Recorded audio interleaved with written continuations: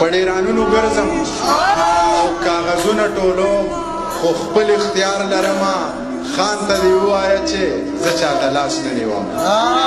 په ډیرانونو ګرځم او کاغذونه ټولوم خو خپل اختیار لرمه خان ته دې ووایه چې زه چاته لاس نه نیوم سوال د الله نه کوم او تمه د ځانه کوم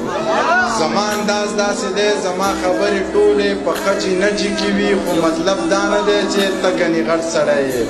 زما نه غټ څوک نشته ولې چې زه پښتون یم خو عجزي ځکه کوم چې د الله خوښه ده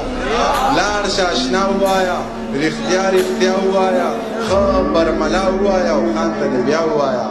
منیر پاگل سړی دی د چا پروا نه کوي توره دې قاش کې کېده دا پیتلي دور دی او جنګونه بل شه